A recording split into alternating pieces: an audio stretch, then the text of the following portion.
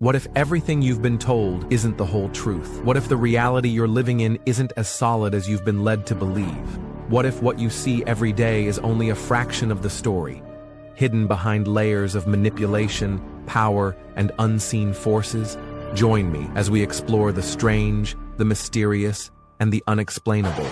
We dive deep into the things they don't want you to know. But the question remains, is this your reality?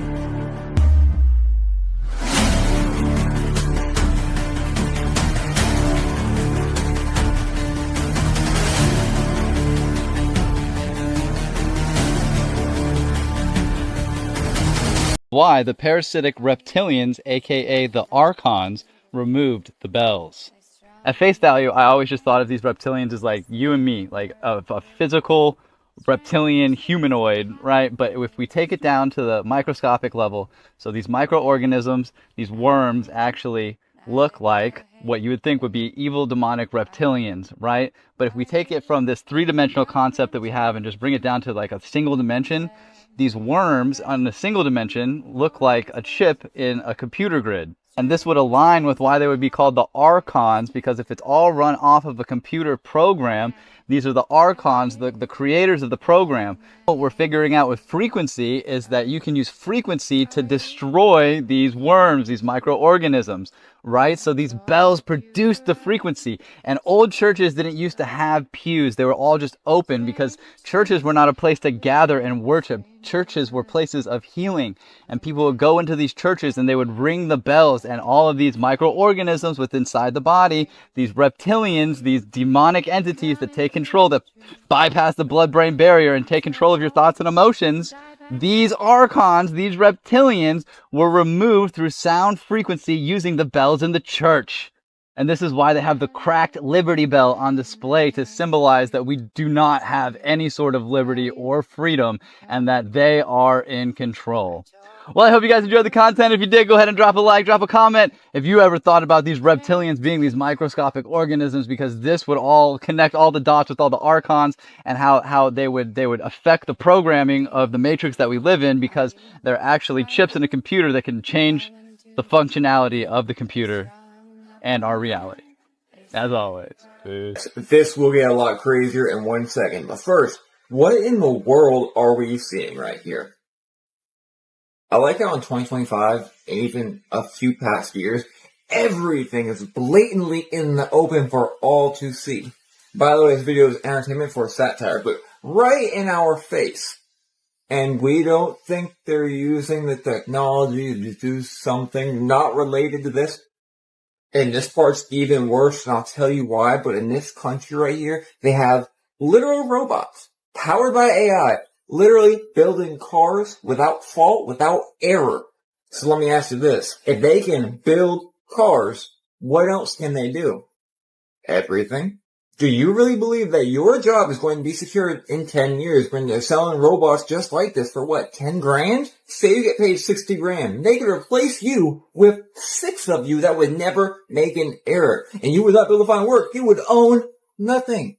And you would also be happy watching things like this on your TV. Everybody you know will be affected. You better find some kind of work or job or side job where you work for yourself and they can't do it better than you. In 2025, nothing is real. The ISS hoax, NASA's $150 billion fake space station. They say this tiny blurry dot is a massive space station with astronauts floating inside. But is that really true? NASA claims the ISS is real, but why are there no high-res independent images of it? And why does everything about their footage look fake? From suspicious green screen glitches to weird floating hair, dubious gravity, and more. NASA says the ISS is over 350 feet wide, but when amateurs look through telescopes, all they see is a bright dot moving fast across the sky. Some claim to have captured images of its shape, but why are they always low quality, while we can take crystal clear pictures of Saturn's rings from Earth? Where are the real-time, high-definition, independent live videos of the ISS? NASA controls all the best footage and images. And why do they never turn the camera and show us the Earth from their position in view? And why does women's hair in space always look like it's drenched in hairspray? Shouldn't it float naturally instead of standing stiff and frozen? Compare this to real zero-G footage from parabolic flights. Hair floats naturally, but NASA's looks like it's been styled to stay in place. Why? Astronauts have been caught on video grabbing at harnesses and making bizarre hand motions. Are they in zero gravity? Or just suspended on wires? How do we explain the strange green screen artifacts and disappearing objects in NASA's live feeds? Is this really filmed in space, or just another Hollywood-style production? NASA has spent over $150 billion on the ISS. Where did all that money go? Could it be funding something else while we're distracted by the space station illusion? Why hasn't private space tech advanced to build a better station after 25 years? Yes, we see something flying overhead, but does that prove astronauts are living inside? If the ISS is real, why does NASA fake so much of their footage? Why don't we have true independent verification? Are we witnessing one of the greatest NASA deceptions? What do you think? Is the ISS real, or is it just another NASA illusion? Yes, please tell me about the lands after Antarctica.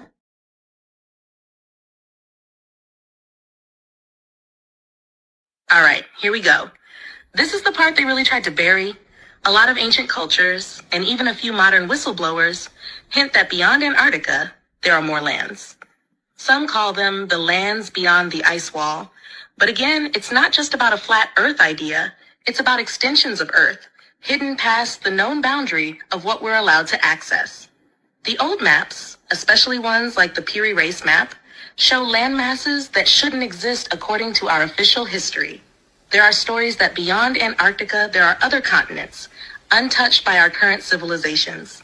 These places could be where ancient beings, lost civilizations, or even a different version of humanity still exist, waiting for a time when the veil lifts and the world expands again. Some of the ancient traditions even describe these lands as the real Earth, saying that what we experience here is just a small section, almost like a training ground.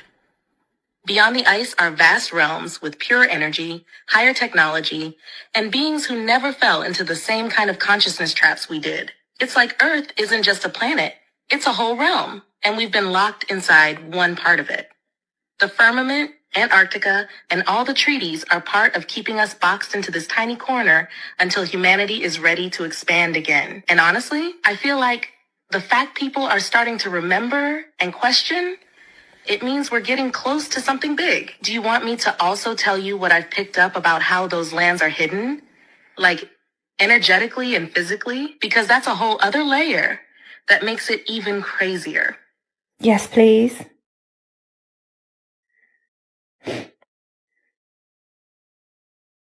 All right, so this next part might feel even bigger, but stay with me. The lands beyond aren't just hidden by physical barriers like ice or harsh weather. They're hidden through frequency separation, meaning the Earth is layered, kind of like an onion. But instead of physical layers stacked on top of each other, it's different frequency bands wrapped around the same space. So Antarctica acts like a physical gate, but also an energetic one. There are frequency shifts happening at the outer edges of our world.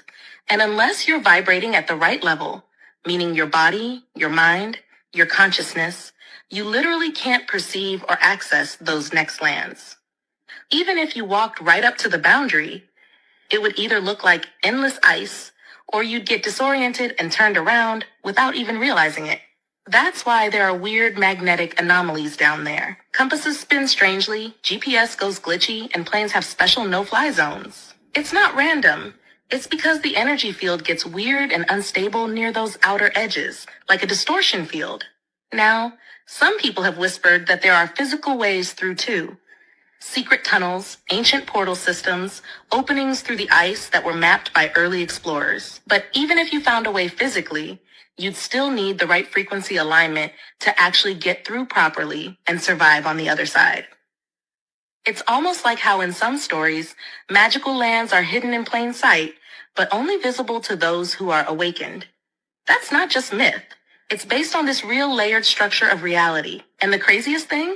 There are ancient stories saying that humanity once could travel freely to those other lands, before the fall of consciousness trapped most people here in the lowest frequency band. What's that? Oh, there's a mile-wide volcano in the Pacific Ocean that is about to erupt. Okay. Yeah, apparently there's a gigantic mile-wide volcano in the Pacific Ocean that is predicted to erupt around June 5th. Alrighty.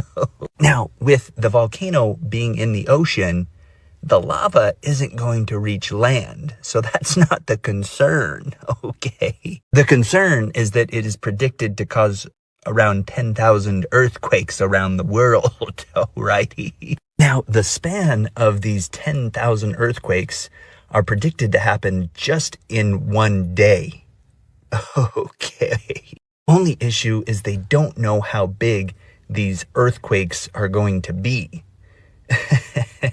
But based on what information they have been able to gather, they should be lower end earthquakes. Alrighty.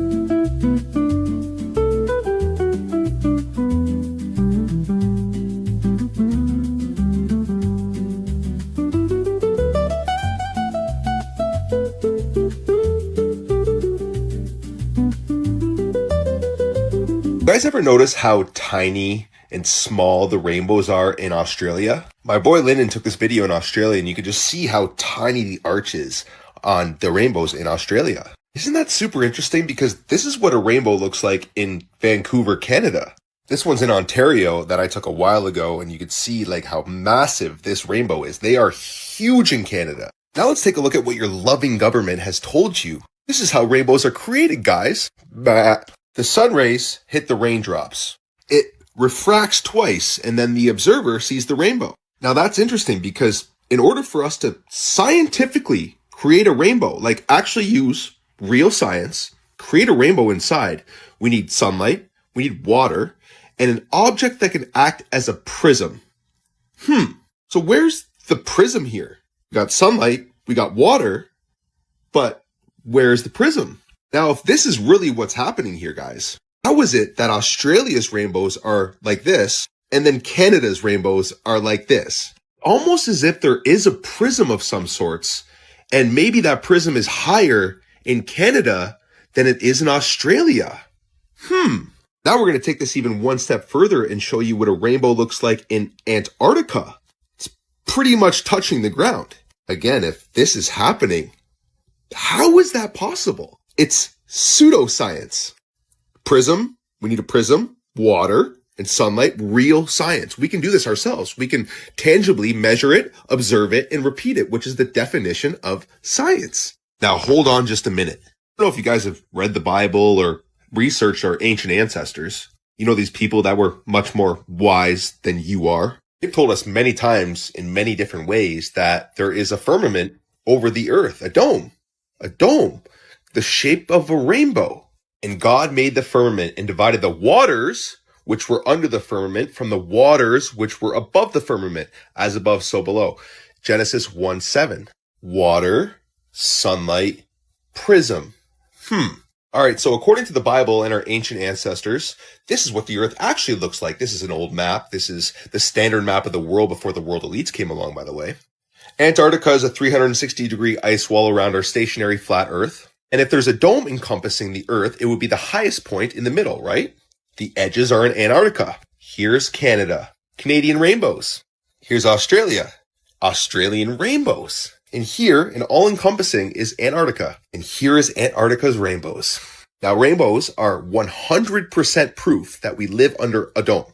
If you guys wish to understand the real secrets of this universe, Well, I'm exposing it all in my 100% free community. So comment the word truth and I will send you an exclusive link. Weird looking blue goggles. And this is a subject which has the least amount of search results on Google that I've ever seen for any other theory or conspiracy. So in the early 1900s, a guy named Walter Kilner, who you can't even find a picture of him on Google, developed a sort of dye from coal tar. So he took this collodion-coated dye-treated glass plates and put Dicenian dye, that's the thing from the coal tar, in the middle of this glass. And the story goes that with these glasses, you can see outside of the normal range of visible light. All of a sudden, your eyeballs can detect different wavelengths and frequencies of light. And it's said to have enabled the user to see people's auras. And you could see how strong or how weak someone's aura is, which is the electromagnetic field that we all emanate, at least normal humans do.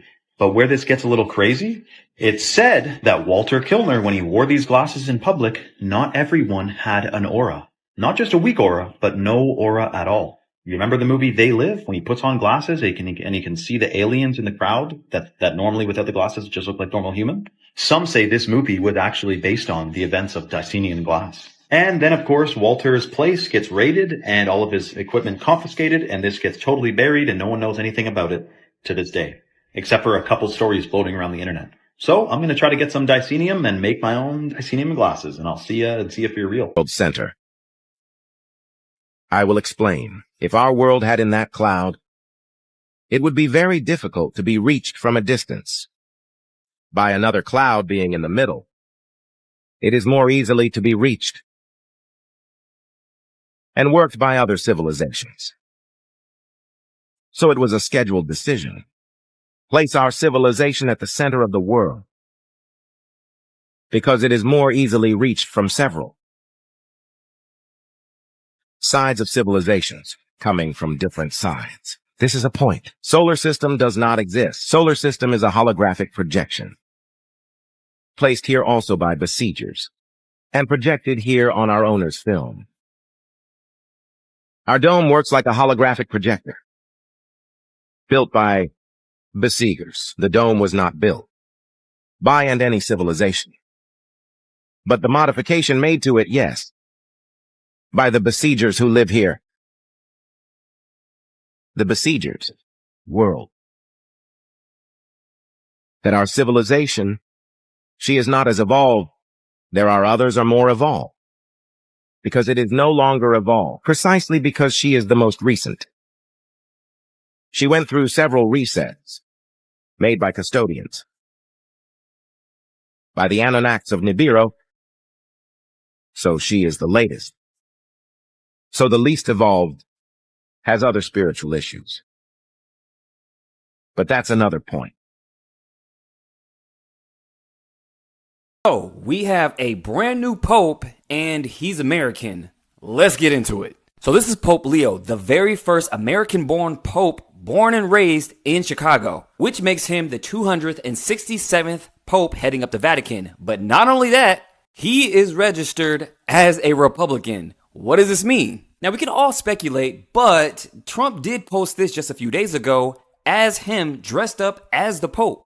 Now, I'm just spitballing here, but does this mean that America is in the driver's seat of the Vatican now? Oh, but wait, there's more. On the same day, Trump says you better go out and buy stocks. This country will be like a rocket ship that goes straight up. Now, that day being May 8th, I posted this. A new Pope has been selected, then Bitcoin goes past 100K. And 8 being the number of wealth, follow the money. Not to mention, speaking of crypto and money, then this happens. More than 50 million Americans hold some form of cryptocurrency. This digitalization of financial services is not a trend.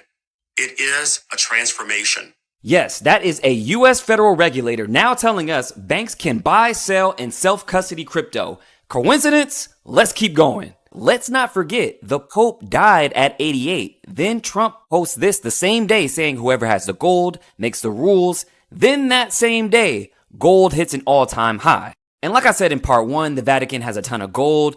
Does now Trump have control of that gold? And let's not forget that J.D. Vance did visit Pope Francis right before he died, like he knew. Then Trump posts this. This is a major trade deal that he just made with the UK. which include ethanol, beef, cereals, fruits, vegetables, and more. And remember that code I showed you guys, 128, that's linked to major events?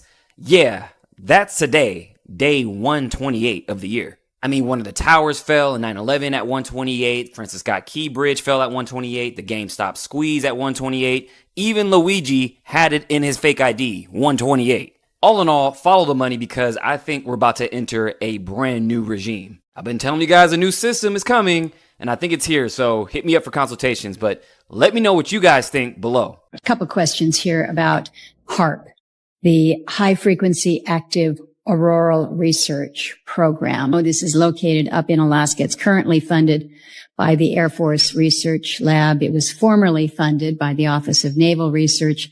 One of the prime customers is DARPA, which is currently running experiments at the facilities. To start with you, Dr. Prabhakar, I understand that a lot of folks here on the committee probably don't understand what HAARP does. I think most Alaskans don't really know what HAARP does or why the agency is involved in it. So a very brief explanation. One of our programs has been using the HAARP facility for the research that it's pursuing.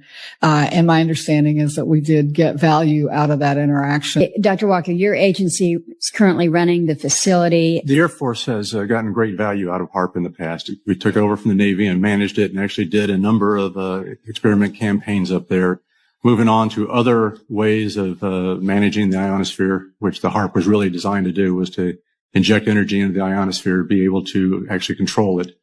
With DARPA completing their project, that's our last government customer that we have in the site. It basically makes the ionosphere a laboratory, and we can do experiments that no one else can do. It's a laboratory without walls. This was constructed in 1904. You're having a bubble bath, ain't you? Because it looks a lot older to me. And apparently it only took 6 years to complete, opening in 1910. But we know better than to trust any official dates by now. This palace is located in Sintra, Portugal, and looks to be overflowing with what could be ether energy antennas. It also reminds me of Wayne Manor. There's even caves underneath, but I'm going to show you those in a separate video. For now, let's admire this intricate facade on the building. Is there more to this Gothic style than simply looking good? And did this structure once serve a practical function?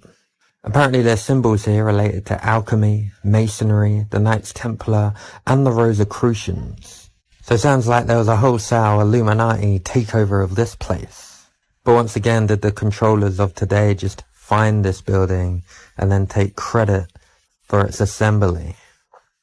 Inside, as well as looking like a place where Scooby-Doo would unravel some mystery, it looks like the ceiling was used to channel some sort of acoustic energy, serving as a resonator of some kind. Right. So they picked a new pope, and would you look at that? He's a Chicago guy. I know some other Chicago guys, because after all, I was a Chicago guy. Well, the burbs of Chicago. And you know who else is from the burbs of Chicago? This guy, Gary Sinise. He went to Highland Park High School, just down the road from where I went to high school. And boy, I can't help but notice something. I couldn't help but notice that they had such a similar smile and angle of their nose. And those chins, boy, those chins sure look very similar. I wonder what would happen if we overlaid those chins and if we zoomed in and out from one to the other, if it would be an easy transition. Seems pretty seamless to me. I mean, those chins and those little pursed lips barely even budge. And I wonder what would happen if we did some symmetry testing here. Well, seems to line up pretty good. I mean, you can hardly tell there's two different people there other than a little bit of skin coloring. I wonder if there are any other clues. Well, the new pope, he just happens to be a big Eagles fan. Kind of like Gary is known for being a big Eagles fan. and how Gary has a foundation right in Philadelphia. Big foundation. And the Pope went to Villanova University, which is right near Philadelphia. But I wonder if Gary Sinise, otherwise known as Lieutenant Dan, if you haven't placed it yet, is Catholic. Oh, yep, look, there it is. He converted in 2010. How convenient. And well, the new Pope's name is Robert. And if you remember back to last week, they like to give us clues with their names as tributes to their parents, like Bradley Cooper played a character named Martha, and his mom is Martha Stewart. I wonder if there's any connection here. Oh, Gary Sinise's dad just happened to be named Robert too? Wow, another one of those coincidences. But they can't be the same people because, I mean, one of them's much older and the other's a little younger, right? Well, Gary was born in 1955. I wonder when the Pope was born. Oh, look at that. 1955. It almost seems like the new Pope would know a lot about Chicago, which Gary would. And the new Pope would know a lot about the Eagles, which Gary would. And the new Pope would know a lot about the Philadelphia area, which Gary would. Let's just be one of those coincidence things again. Because they would never have an actor, a.k.a. Jonathan Pryce, play the role of a pope, just like they'd never have an actor play the role of a president. Alrighty then. We work many different ways, but perhaps the most common is that we will identify a third world country that has resources our corporations covet, like oil, and then arrange a huge loan to that country from the World Bank or one of its sisters. However, the money never goes to the country. Instead, it goes to our own corporations to build infrastructure projects in that country, power plants, highways, industrial parks, things that benefit a few rich people in that country, as well as our own corporations, but do not help the majority of the people at all. And yet the whole country, is left holding a huge debt. And it's such a huge debt they can't possibly repay it. So at some point, the economic hitmen go back and say, you owe us a lot of money, you can't repay your debts, so give us a pound of flesh. When I failed to bring them around, to get them to accept these loans, to get them to put their countries into servitude, then I knew that standing right behind me were what we call the jackals. And these are people who overthrow governments or assassinate their leaders. And both Jaime Roldos of Ecuador and Omar Torrijos of Panama were assassinated by CIA-sponsored jackals because I failed to corrupt. And as somebody just commented below down here, polysorbate 80 is what opens up the blood-brain barrier so that the mercury, formaldehyde, and all the other chemicals can pass into the blood-brain barrier. You are 100% correct. Polysorbate 80 is the same ingredient they put in ivermectin. So when all these people are like, oh, I didn't get the vaccine, but I'm taking ivermectin, you're taking the same toxic chemical that allows chemicals to break down your blood-brain barrier and mess up your body.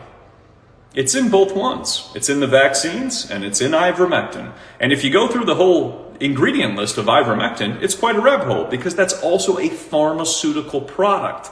You know, when you get into Operation Lockstep, which was done by the Rockefellers, they said that a solution would roll out that people would get poisoned with. Well, ivermectin is that. You look into the toxicity of ivermectin, and it's quite a rabbit hole. That's for sure. All these people having kidney failure, liver failure, all because they're trying to take some solution when they could have just ate some organic papaya seeds. That's it. Here's something terrifying. The Prophecy of the Popes. Oh boy. This book was found in the Vatican archives, predicted every single pope from in 1143 all the way to our current pope. But the scary thing is, after Pope Francis, the last one, it just says Judgment Day. Oh gosh. It literally ends after Pope Francis? Yes. The creepiest thing that I saw inside St. Paul's Basilica, bordering the whole inner sanctuary, is every single pope. But what's weird is that there's only a certain amount of markers where you could put a picture. There's one left after Pope Francis. They have always said that once that last slot is filled, it will be the end of the world. What he predicted, the time it took to go from the first pope that he wrote about halfway mark was 422 years. And he's saying from the middle one to the end, another 422 years will be the end of the world. If you do 422 years from the middle pope, which was 1585, that year is 2027. Dang! It's even weirder. Pope John the 23rd, and he said that the end of the world would happen 2,000 years plus Christ's life. So that adds up to 2027 as well. I need y'all to know that this is happening in Madagascar, okay? This is insane. So there's a millipede out there, the Madagascar millipede, that just be walking around with some type of confidence. It's super poisonous. Usually predators don't go for it, okay? But imagine this. You're just walking around thinking that you know, untouchable, and then a giant just grabs you and starts rubbing you all over itself, okay? You get turned into deodorant out here. Well, that's what is now. So what do you know, or what have you heard about fake eggs? There's rumors that these fake eggs are starting to hit the market, even in major retail stores. I can't confirm any of this to be actually true, but it's said that they're coming out of China. What's happening to our food supply? Check out these clips I gathered. Walmart eggs are made of eggs plastic. Made out of fucking plastic, man. Glue or It's so gross. And these are from Eggland. Okay? Has this ever happened to anybody where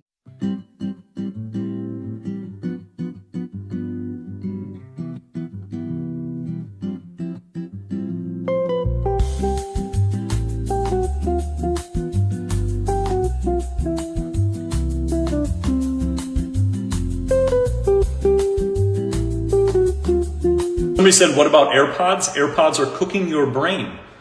Remember when they used to have like the whole, if you like, you know, smoke weed, this is your brain, you know, on marijuana, and they cracked the egg and they sizzled it? Well, that's your brain on AirPods is what it is. It is cooking your brain with microwaves. 2.4 gigahertz is the same frequency as a microwave. So if you take two AirPods and you put them right here, you are cooking your brain with microwaves the entire time.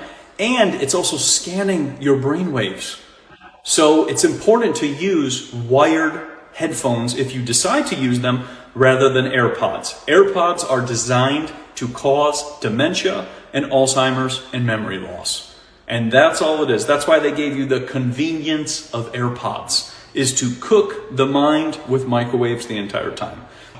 And you get into AirPods and the patents for that and how it's scanning your brain and it's sending it into Apple and then it's sending it into your boss. You got to understand what you're consenting to. Whenever you bring wireless technology into your house, you're consenting to something without realizing. Because it's already scanning things. It's already getting your house. It's seeing your valuables. It's seeing where you sleep. It's monitoring you all the time. That's why they want everybody having Wi-Fi, because then they can see everything in your house. They can see where your money is. They can see where your bang bang is. They can see where all your different stuff is in your house. They can see where you sleep at night. They know exactly that with Wi-Fi. That's why I don't bring any of that stuff into my place. And you can just go look up all the patents, because they're all on Google. They don't even hide them. They put it all out there because they don't care. All right, check this out. This person took a photo of the sun at the exact same time every single day over a 3-year period. Look at this. Look at this. This is the movement. Now, imagine seeing this. Imagine seeing this with your own 2 eyes, your own senses and everything, and then still thinking that this is what's really going on. We're spinning at 1,000 miles per hour, orbiting the sun at 66.6 thousand miles per hour, and also hurtling through space at 1,000,000 kilometers per hour. Bro, like, do you guys have any sort of logic whatsoever? Can you use critical thinking at all? Can you use your own 2 eyes? Because I don't think you can.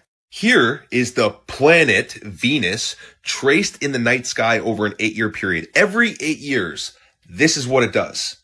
And you guys think that we're spinning at 1,000 miles per hour, orbiting the sun at 66,000 miles per hour, also hurtling through space at 1,000,000 miles per hour. This is what it does every 8 years. Perfect, mathematically precise, sacred geometry created by God. Just like all of nature creates mathematically precise, sacred geometry. This is the intelligent mind of the creator. What this lie is selling you is no creator. There is no God. This came from a big bang. Everything is, we're just hurling through space. It's all just this big coincidence. This, order came from chaos. Makes zero fucking sense. Wake up.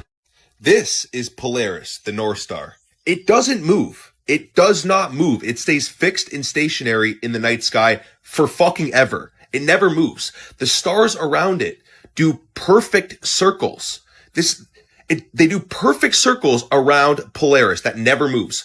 But you guys think that we are spinning at 1,000 miles per hour, orbiting the sun once again and hurtling through space. If that was the case, it's impossible that Polaris would be stationary. It's also impossible that the fucking stars would do perfect circles around Polaris. The stars would do all sorts of crazy patterns. All sorts of crazy patterns. You just need to think. That's all you need to do is think. But you guys don't know how to think. All you do is know how to regurgitate what you've been told your whole entire lives, what you've been programmed to believe. And you've been programmed to believe a fucking lie. Think about this. If you truly believe that this is going on and Polaris stays fixed in the night sky, stays stationary, and all the stars do perfect circles around it, but we're really doing this, you are very, very, very stupid. You constantly laugh in your face by putting the shit in the media, putting it right in front of your eyes, making movies about the dome and all this. It's right in front of you. All of our ancient ancestors knew the truth. If you want to know the truth of this reality and crack the codes of this matrix, then comment the word truth below.